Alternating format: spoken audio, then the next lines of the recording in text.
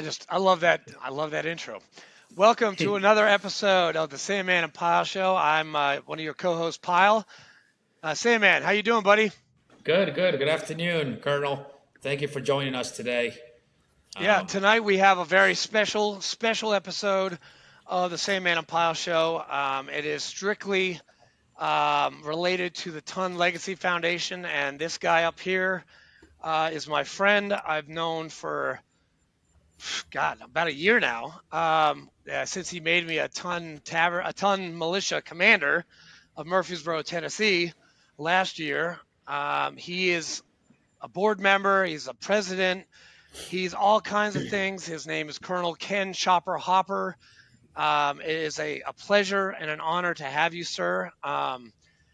Would you please introduce yourself to our listeners tonight? Um, Full name that's on my DD 214 is Paul K. Hopper. I am a 30-year Marine, a Or naval aviator by trade, uh, with about 7 or so combat deployments under my belt. Um, Started out in aviation, pretty much flew KC-130 Battlehawks. Uh, I was fortunate to see that platform change from when first flew my first co-pilot flight to what they were doing in Afghanistan and Iraq. Um, Squadron level positions, Marine Air Group positions, wing positions, um, Marine Expeditionary Forces positions, and my last position was serving on the Joint Staff in the J-34, which is the Homeland Defense. Uh, Even though I did 30 years, my first 11 and a half were as active duty. Then in 91, I went into the reserves, stayed in the reserves until I got mobilized in 2002. Remained mobilized for essentially 5 years. And my last 3 years was on as a reservist on the Joint Staff. I was the senior Marine reservist on the Joint Staff. man, that's a nice resume. I heard also a rumor that you flew Big Fat Albert for a little bit. Is that true? I did. I was fortunate to be selected to be one of the Fat Albert pilots. That was 3 years. That's a whole separate podcast. Of course, yeah, of course.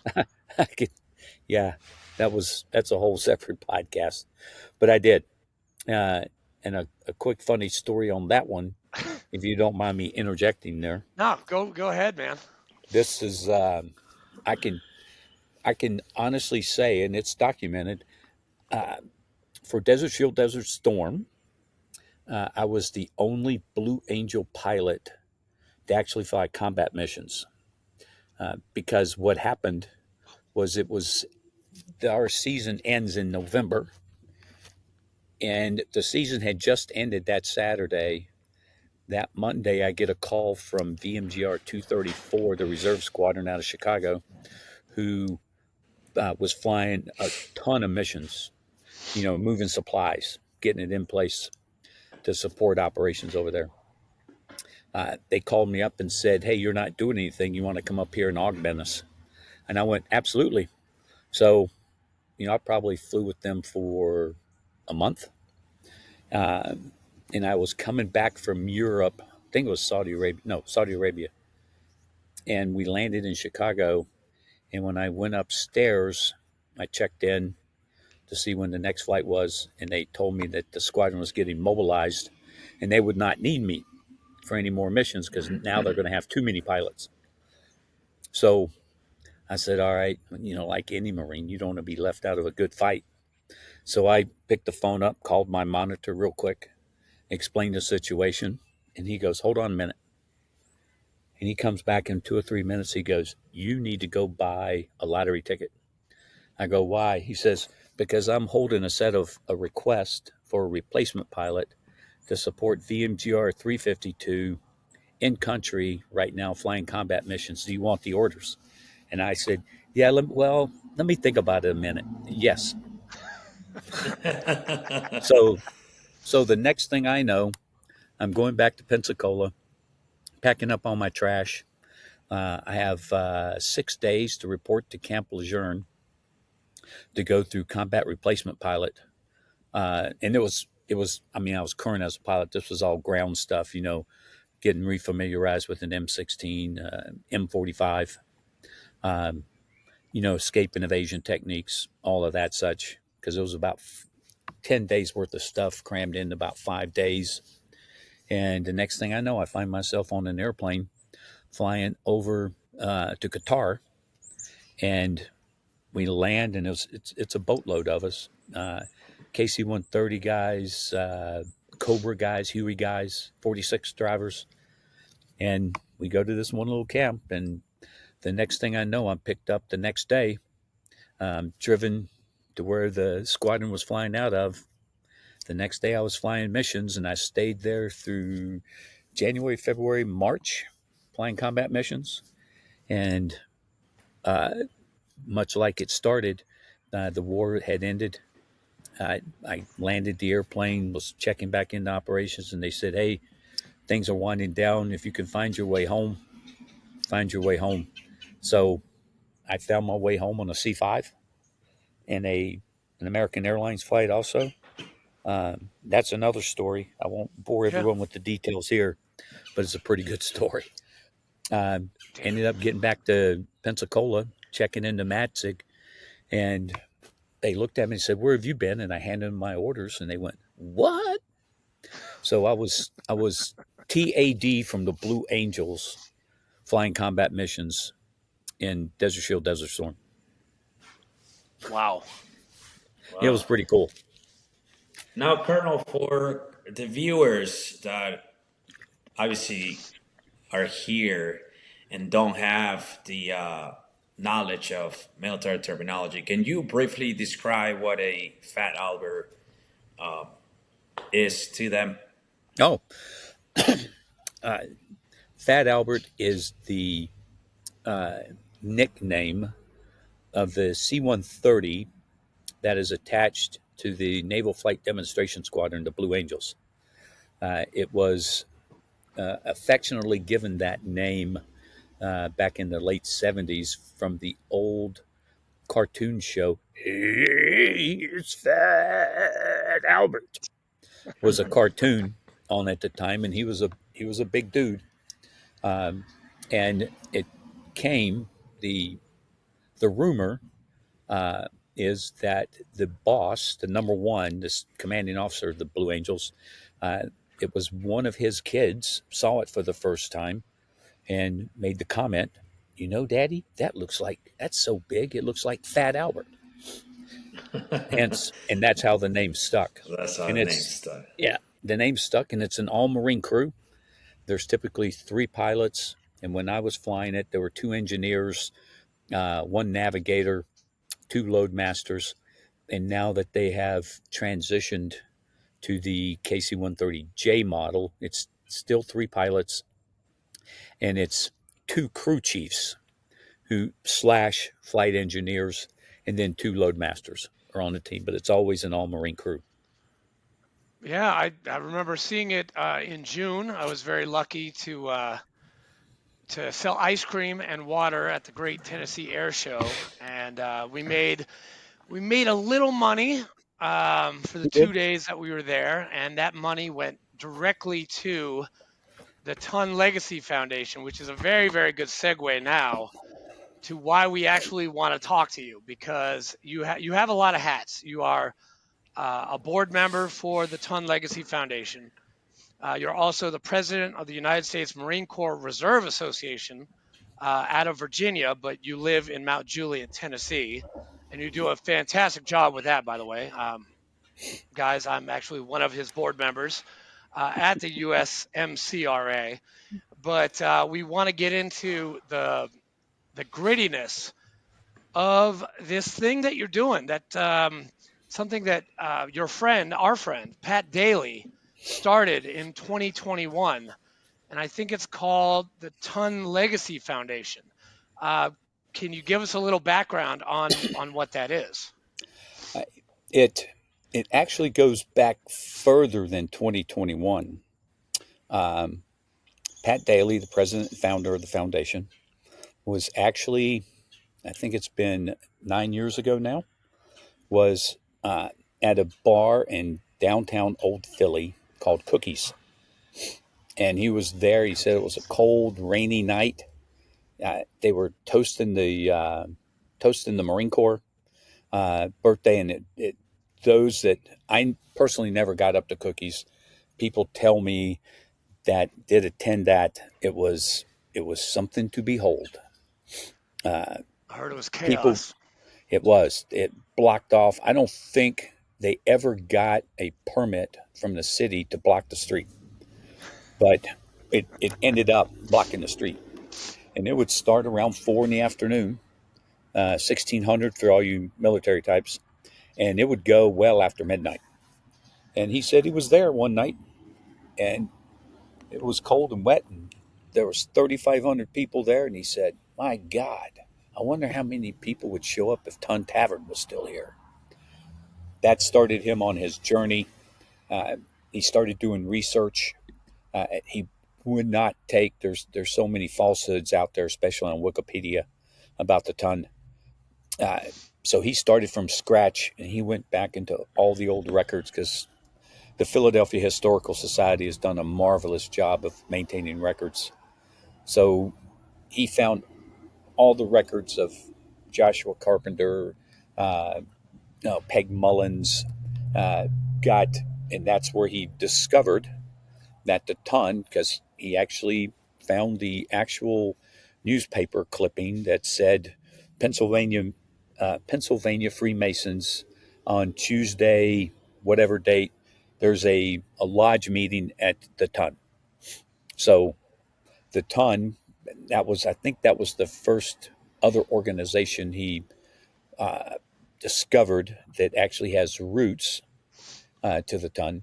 He approached the Pennsylvania Freemasons, presented his findings, presented his idea of rebuilding this historical landmark, and they jumped. They jumped on the bandwagon and said yes. As he proceeded and he found additional data, the Friendly Sons and Daughters of St. Patrick, the Society of St. George, the Society of St. Andrews, discovered that they also held meetings there at the Tun. He approached those same organizations and asked if they would like to be a part of this adventure we are on right now. And it's in his research, he did find documentation, uh, and actually, the old Continental Congress found the minutes and notes from the meetings of where John Adams and the Second Continental Congress, the Naval Commission, actually met on the second deck inside the Tun and wrote the articles that today turned into the United States Navy. So Hooyah. that's why we have those six organizations are tied closely to what we're doing. And a little tidbit here: um, when during the same Second Continental Congress, when George Washington was approved by Congress to be the commander in chief of the Continental Army, once everyone said their yay, it and it's documented that the members of Congress took George Washington to the Tun for his dinner, his celebratory dinner that night. So you could stretch it and say, the Army has a little tie in there with the Tun. And that's good because of that email that I sent you yesterday. Did you receive that email? I saw it, but I haven't Okay. been on the computer much today. It's dealing with another Army guy that I know, and hopefully, Jason, if you're listening, hopefully you see that email and you get a hold of Ken Hopper as soon as humanly possible. Um, that's great. I don't know. I love this idea. I love this organization, and I remember seeing this for the first time last year. And I'm like, whoa, this is awesome. Like, we need to have the ton built. Um, we need to have it built. We can't do anything just with a little marker underneath I-95. I mean, we need the building. And guys, this is what it's going to look like. And Ken, you can back me up on this. The plans have been approved for this design, correct? Everything has been approved. Um, we went through 18 months of architectural drawings. Um, and what's significant is the architectural firm does a lot of work in Qatar, Oman, skyscrapers in Philly, New York. But it just so happened that a fraternity brother of Pat's worked at this place. Pat told him about his idea, what they had. The owner of the company, okay, wanted to get a flavor, you know, of what this Marine Corps is all about. So they drove down to Washington, D.C. 2 years ago now. Oh, it's been almost three. And observed. He attended the evening parade at 8 to 9. He came back that weekend. They had this meeting scheduled for Monday. And Pat will tell you that when he walked in and they started meeting, the first words out of his mouth was, "We're doing this. This one's ours. It's going to happen." Because he understood the flavor, the mentality, and what uh, this building would be, what it would mean, especially to Marines and the other five organizations also, what it would mean to have this place built. So it's been a long process of getting the drawings approved. It was 18 months to purchase the land. It took us 18 months to do that. Uh, and the and when I say approved, we had to go in front of the Philadelphia Historical Society on two occasions, and on the second occasion, they gave us their blessing that these drawings were accurate and precise. I think we had to change some windows in the dormers a little bit, but Mm. other than that, they blessed off on all the designs. So the only thing we're lacking right now are the funds to get to build the building. And that's the crux of our show tonight, is to talk about this new ingenious way of getting the funds. Because when it came out in April after Modern Day Marine, which you attended, I saw it. I think I was on vacation. I was in Panama City, or I was up north. I can't remember where I was, but I saw it on my phone. I was like, no way. And I immediately, as soon as I saw it, I'm like, boom, all right, I'm signing up for this.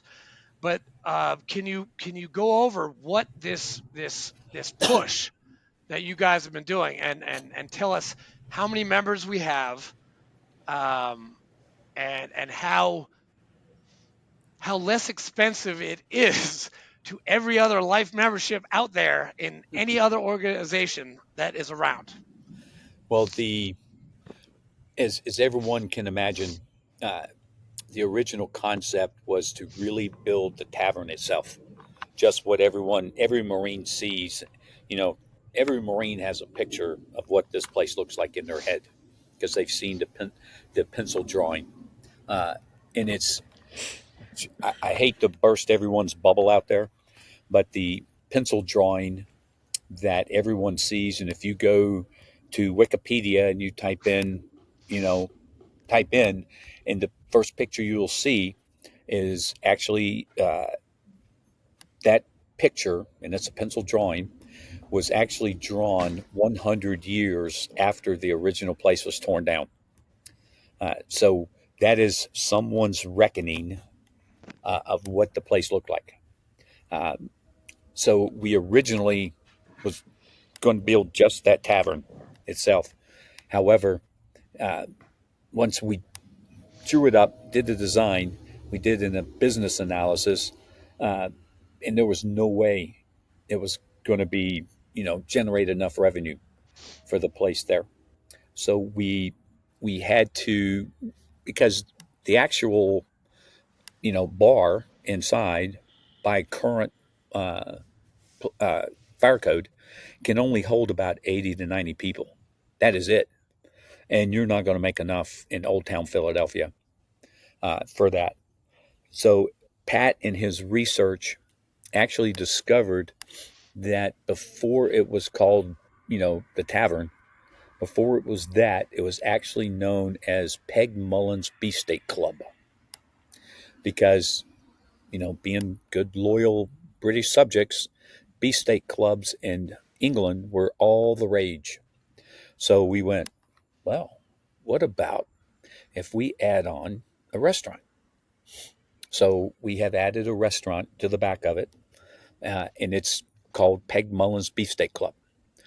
That tied in with the actual tavern itself now will generate the revenue that we're looking to generate.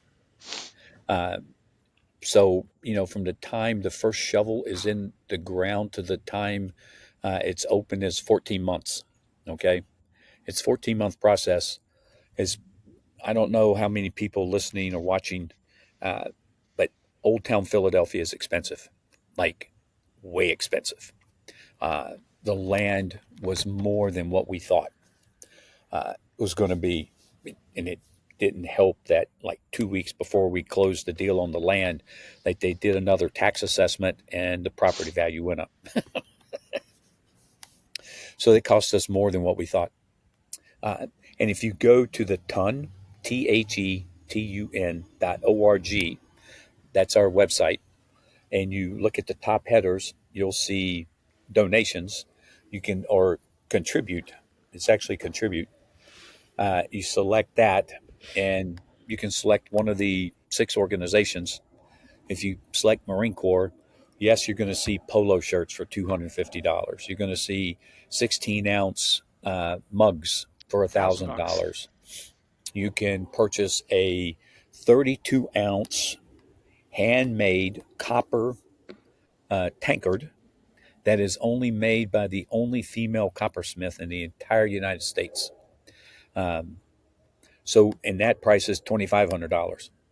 So, prices are up there because we're trying to raise funds to build the place. So probably in February, March timeframe, we're at a meeting, an executive team meeting, and Pat Daly said, I just got this idea, Marine Corps is turning 250, uh, in 2025. Uh, it started in 1775. What about a 1775 club? And I looked at him. I said, "Well, let me do some figuring." So I got in touch with another Marine, a couple of other Marines, a graphic designer out of Raleigh, North Carolina, and then one of our board members on the Marine Corps Reserve Association. Uh, is his business is T-shirts, coins, and such. Uh, and the three of us put our heads together and uh, presented this proposal to Pat. Said, "Okay, what do you think?" So, in the short version of this, is you can pay $213 one time, one time, and you're a 1775 club member for life, for life. Or if you can't afford that, uh, because we wanted a means by which not just Marines, sailors, Freemasons, members of St. Patrick's, St. Andrews, you know, we wanted a way that patriotic Americans could support the rebuilding of the ton. So $17.75 a month for 12 months, or $213 one time, and you're a lifetime member. And with that, you get, I mean, it's a pretty cool t shirt. I got to tell you. I, It's a I wore it yesterday when I was working out. So I was getting complimented on it at least by 5 people. it, it's a pretty cool t shirt. You get a really nice, you know, your first month's payment, you get the t shirt sent to you. After the third month's payment, you get a frame certificate, and it's a really nice. It's not cheap paper by any stretch of the imagination. Then after your 12th payment, you get your coin. Uh, the and people go, okay, a coin. Well, what's unique about this coin is that every coin is serialized. So in our computer system at the foundation, I was fortunate. Well, I also hedged the system because I'm the one running the program. Of course. Um, Coin number one is actually at, at the foundation, and that's going to be framed and that's going to be put in the little museum piece. Coin number two was the graphic designer uh, that did it. Coin number three is Jeremy Williams. He's the one that actually produced the products for us. Um, I'm coin number seven. So every coin has a number on it, and you can be able to look once the place is built. You can look up and see who's got what coin number. So that's what's unique about the 1775 Club coin, and That's it cool. comes with a whole host of benefits that we'll get into later. Wow. That's cool. It is. It is. And how many 1775 club members do we have so far? As of midnight last night, we have 2,322 have enlisted into the club. Man. But but I need about 10 times that, because for those that are listening and those that will view this later, uh, $213 one time payment or 1775 for 12 months is not that much. But according to the Department of VA, um, and you can look on there and it breaks down how many Marines, sailors, airmen, soldiers that we have. And there's currently somewhere around 3.5 to 4 million people that have Americans that have earned the title of Marine. If 3% of those that earned a title Marine joined the 1775 Club, we could put our down payment down 3%, which is real close to 10 million. If only 5% of Marines, of those who earned that title, 5% joined, we could pay cash for the place. We could put down like 23 mil for the place. And that's all we're asking. That is all we're asking. And that's You not know, that much. I mean, and that's cheaper than any life membership across the board. American Legion, VFW, VFW by at least $200, American Legion by at least $1,100, and Freemasons, that's a big one. That's $2,100 for life membership, depending on how old you are. But it sounds to me like being a 1775 club member, one, has its perks. Two, is an amazing steal of a deal to get. Is that what I'm hearing? you heard correct. And I hope everyone listening to this, watching it, hears that also. Uh, it's 213 bucks. That is it. So go, everybody, go THETUN.org. Go down to where it says in big Oh, letters, it says, no, we've put it at the top now. oh, it's not at the top? Never It's mind. it's it's now at the top. As soon as you go to the tun.org, in the header, sliding Belay, header, belay my last, sir. yes, it has the 1775 Club, and it also has a header up there for the birthday weekend. Awesome. Um, that's amazing. Henry, do you have any questions for the Colonel? Yeah, I mean, compared to the other associations that are out there, what is going to make the 1775 Club, let's just say, worth becoming a life member compared Different? to, yeah, compared to the BFW and all the other organizations out there? Well, you two guys probably know. Uh, the word is getting out. I, I I also run the marketing for the foundation, Of course you do. and And I really thought the word was getting out. I mean, our social media platforms, the membership and those that are following us are increasing. We put a newsletter out a couple of times a month. All the social media platforms were being followed by some of the larger influencers in the Marine Corps now, and I really thought we were doing a good job. But I got an email this morning from an individual that says, I just found out that you guys are rebuilding the tavern.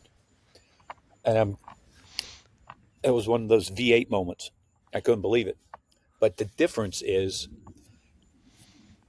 Marines want this to happen. Okay. We have been approached at least 4 times by major corporations that have said, hey, we will help you rebuild. We will help you rebuild, and you can put your name on it. But the problem with doing that is then it will not hold to our mission statement. And our mission statement is, to rebuild a historic Mariners Tavern, but with a philanthropic goal. Because once this place is up and operational, and each year the profits from the ton, we're giving all that money back to charity. No one's going to make a dime on this. Uh, and I would hope Marine, especially, well, any patriotic American, but especially Marines, would like to be able to say, reach in their pocket and pull out their 1775 coin and go, look, I helped build this place. I helped rebuild the ton. And that's the difference. I mean, it's going to be immediate. Uh, so Marines, the Marine side of the place is going to give money, Semper Fi Fund. We're going to give money to Toys for Tots, the Heritage Foundation. The Masons are going to give their funds probably to their hospital that they have, and they run a couple of retirement homes. The other 4 organizations are going to go give their money to their scholarship funds. So all the money is going to be put back into use. We're not starting anything else. We're and once we get the place up and running and built, our fundraising, well, let me preface it. Once it's paid off, once everything's paid off, okay, our fundraising stops. The only thing we're going to keep going is going to be the 1775 Club, because that is so inexpensive, and I can't see an American not wanting to have to be able to say, I helped rebuild that. I helped support the mission and the vision of the foundation. Uh, a couple, I'll give a couple of shameless plugs. Uh, once the For the birthday weekend that's coming up, November 7th through 11th, those individuals attending, if you are a 1775 club member, and I have the records. If you've bought a ticket for, let's just say, the 250th ball that's going to be held at the Museum of the American Revolution, you're going to have special seats, up close to the to where events are going to take place. If you attend the dinner cruise on Sunday night, you're going to have special seating where Colonel Barney Barnum is our guest speaker. He's a Medal of Honor recipient. You're going to be up close. Once it's up and operational, the what we're going to be doing is 75 club members will receive monthly updates on what's going on in the ton. You will get updates. You'll get invitations to those events, uh, and if you're in the area, 1700 to 1800 every day. Every day that the ton will be open, you'll be able to get 75-cent beer, happy hour beer. Woohoo! But you're going to have to be able to show your coin. Okay, hey, listen, guys. I mean, I don't drink anymore, but I mean, if I did, that's an amazing, amazing deal for beer. I'm sorry, it is. And Wow. if you have your coin for the weekend for the 250th birthday at Center Point, on the site of where the Tun's going to be rebuilt.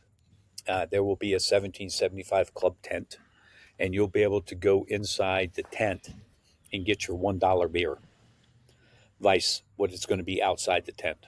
So Okay. that's just another Benny. And we already know, that the place is going to have to put on a Marine Corps birthday party every year. We know that.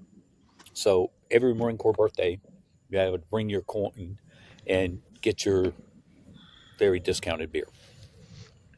One question, Ken. Will when it's up and running, and everything's going fantastically, are is it going to be open for reunions of different units? Say, Third Battalion, Eighth Marines, which Well, it myself and Henry were a part of. Could we do a reunion in Philadelphia in one of those rooms up there? oh well, this if you could show the picture again, there, pile of it, the second floor, the second deck, those five windows. There's actually going to be there's two conference rooms that are going to be there. One's going to hold like 125 people, thereabouts. The other one is like 60 to 70 people. Uh, so there is that. Uh, then walking again outside on the second deck there. There's going to be the restaurant. Uh, the There'll be first floor dining, and then depending on weather, there'll be outdoor seating area. So the total is a little over 300 people can eat at one time. Uh, it, you're not the first person that's asked that. Uh, we we actually received probably a month ago a request from a gunnery sergeant who was retiring in 2026, and he already wanted to schedule his retirement party at the Tun. No way. Oh yeah, oh yeah, Who? already Wait. wanted to Who is he? schedule. Do we know him? No, no, no. He wanted to get his name in the hat.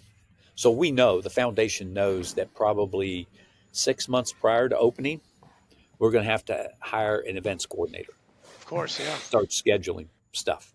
And we know that once we start digging, we can project, like I said, 14 months.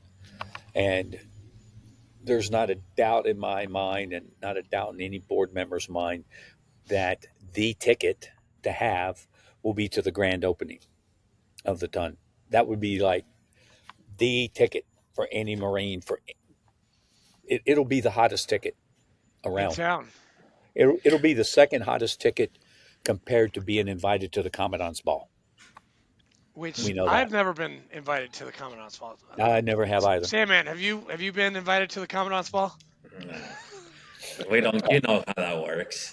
So, Colonel, what is the estimated cost that this project involves?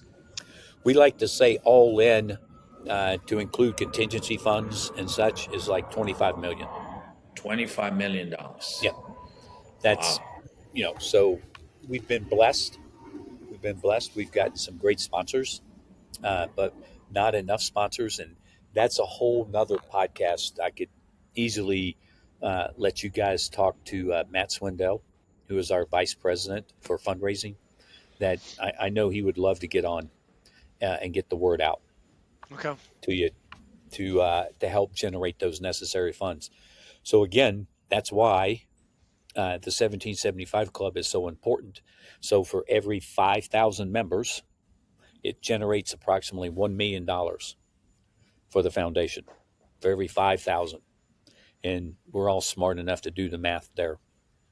So, essentially, you guys, this project will not take off until the $25 million Oh no, no, is no! We're not going to raised. wait that long. That would take a long time. No, we want to Yeah. get enough funds in the bank um, for a construction loan, because the worst thing we could do is, you know, start the project and then stop it. because we don't have enough funds there to pay the workers. Uh, it's I've never attended any of the construction meetings, but Pat Daly obviously has attended every single one. Uh, and he said he tells the story of the subcontractors that are going to be working, and he said he's never seen a set of subcontractors so excited about wanting to get something started. He goes, they are chomping at the bit because everyone knows the impact it's going to have for not only Old Town Philadelphia to really start to modernize, to put a first class establishment in there, but for the city itself and the state of Pennsylvania. It's going to be huge. And, we equate it to like the Mecca for the Marines. It will be it'll be on that level. There's not a doubt in our mind. Do you guys have a team that's going to be handling the construction, like a construction Oh manager? yeah, Uh, those guys have been lined up probably for 6 months, 7 months, easily. Yeah, that's and all in that place. and that team. So to help us all understand a little bit, when are you guys projecting to break ground and start laying down the foundation, framing, all that good stuff? Once I get the construction loan, which we would like to have, you know, don't quote me on this, but we need to have close to double digit million, in the bank, because I mean everyone's smart enough to know that the less of the loan of that you have, the cheaper the payments are going to be when you have to start paying that back. So the more we can fundraise and build that bank account up, the less we actually have to borrow for the construction loan. So we won't start digging until we get that construction loan in place. It's So, what are the requirements for that? What's the amount that we have to have before we jump into the Uh, construction loan? Probably if you talk to, uh, mine is a lower number, but I know those others that would actually have to put their name. They would like to see $10 to $12 million in the bank, Mhm. which is close to half of what we would need before we get a construction loan.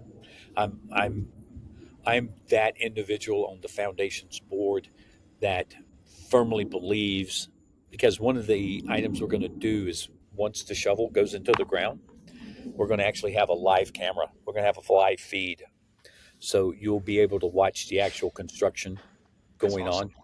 So I'm of the idea it should be a lower number, uh, because once people actually start seeing it going up, they're going to go, "Oh hell yeah, I got to get a part of this," and more dollars will start coming in for sponsors.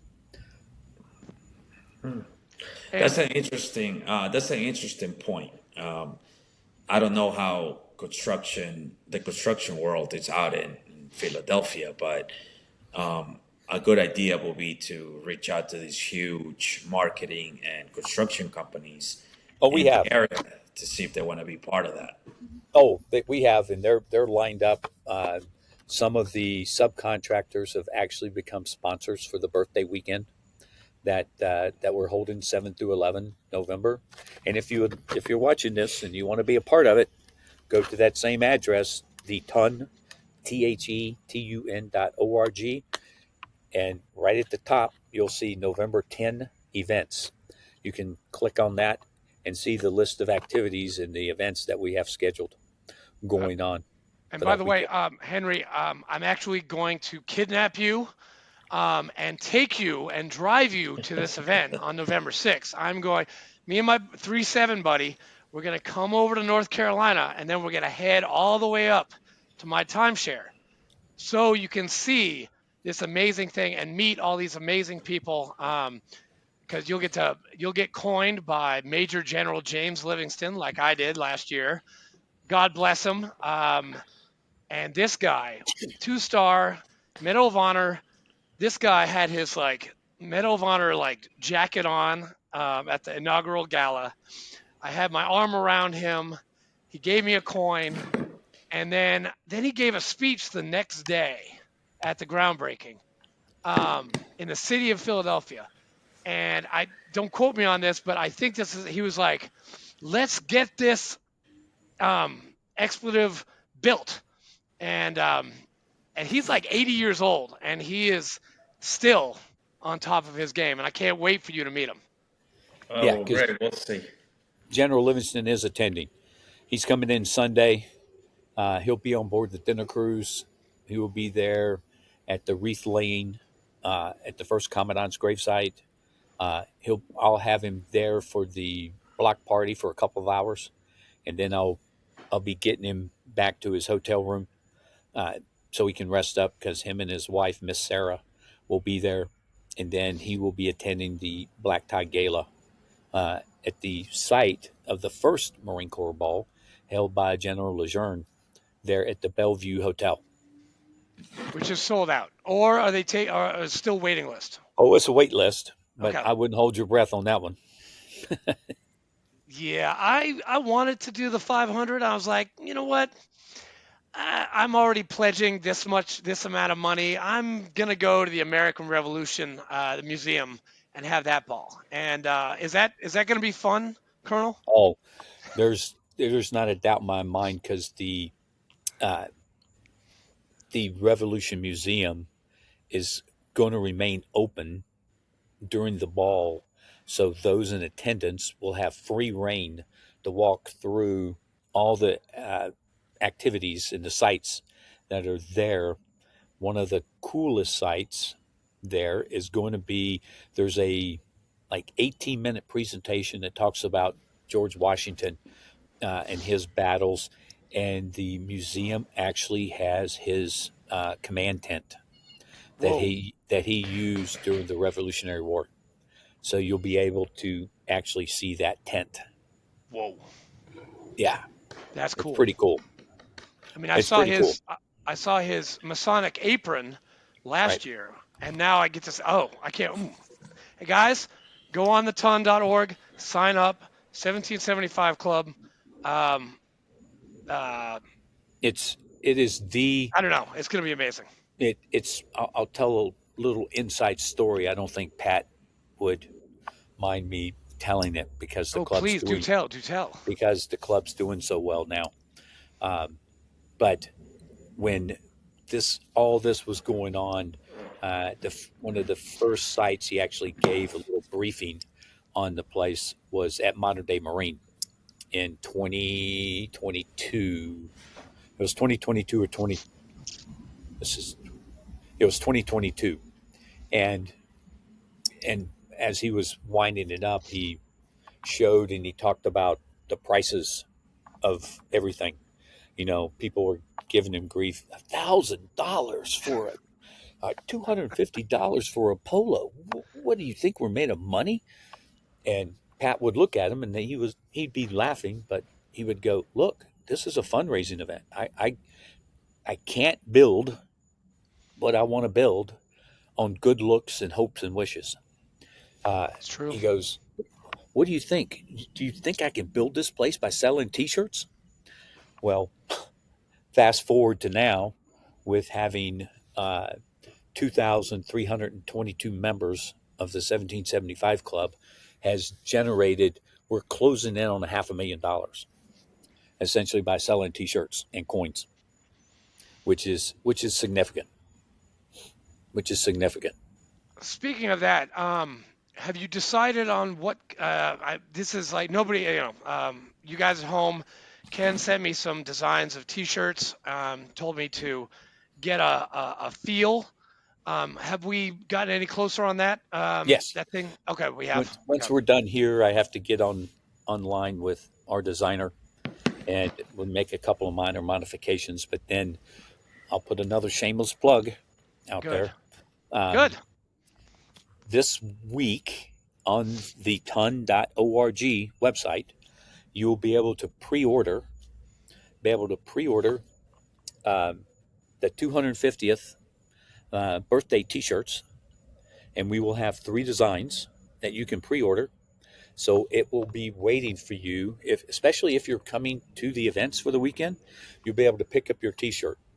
If you pre-order, I'm here to tell everyone now that we will not begin mailings until after the birthday ball weekend.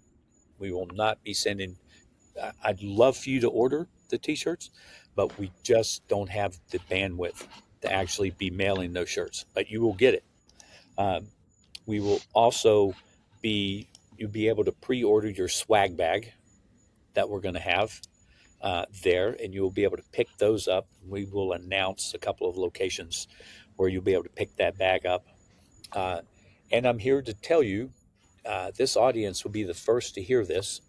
Uh, we have, and we own the rights. We essentially the patent.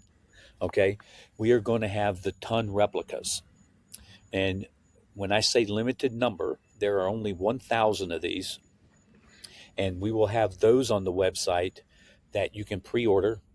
And if you come to the events for the weekend, you'll be able to pick yours up. Uh, if we have to mail it again, it will not be mailed until after the events for the birthday weekend, and each one is numbered. So there's Oh, number one. I will tell you. Oh, I'm sorry, the prototype number zero is going to remain in our the Tun museum. That's going to be there, and that'll be between the Tun and Peg Mullen's Beefsteak Club. We'll have a little museum in there. But number one through 1,000, and that's all we have. So be on the lookout. This week, we will be getting that information on our website, and we'll go out with a big social media blast. oh. I swear I love your social media, Ken. You guys sent out something today, which I sent to everyone that I know. I put it on LinkedIn, Instagram, TikTok. I mean, you name it. About Pat Daly's interview with What's Now Philadelphia. That occurred today, which was great. If you guys haven't read it, check out my site. Check out the Ton site. Um, um, Actually, and we're running short on time, but Colonel, do you have any saved rounds? And then I'm going to ask that to Henry, and then I'm going to shut this down. The only saved round I have is not really a saved round, as it is just re-emphasizing joining the 1775 Club. $17.75 a month for 12 months, or a one-time payment of $213. And when you get your coin, and you hear your fellow Marines, fellow sailors, Freemasons talk about this place, even a patriotic American, as I've said, you'll be able to reach in your pocket, pull your coin out, and show them, and go, look, I put skin in the game. So I am helping rebuild a part of American history, because there is so much history that occurred in that building. It's incredible. Yep. And as we get closer to it being opened for business, we have a campaign that we're going to be talking about all the history that actually occurred inside that building. Awesome. THE That's TUN.org, and at the very top it says 1775 Club. Click on it and join it. that's awesome. Sandman, saved rounds, sir. Nope, no, sir. We're good. I just want to thank everybody for being here. Sandman, thank you. Without you, we wouldn't have a show. And I'd be talking to myself, or you'd be talking by yourself. And it wouldn't work. Yeah. Ken, Colonel, you are a great leader. You're a great president of the United States Marine Corps Reserve Association. You're a great board member. Thank you for making me a ton militia commander a year ago. And I do have one thing. I will be out October 4th, this Saturday, for my last event. I have done 4 events so far to make money for the ton. And I will be at the Vet Fest in Brentwood, Tennessee from 09 to 1600. And we will probably have about 3,500 to 4,000 people stopping by. And I will be awaiting my package from the Tun Legacy Foundation for more swag, for more pieces of eight, and for more one pagers like this to give out to all the people. But on behalf of myself and the Sandman, thank you so much, and y'all have a good night. All right. Thanks very You much. I too, man. appreciate the opportunity. Take care. Take care. See you guys. Bye. See. Oh, he fucking left. Jesus.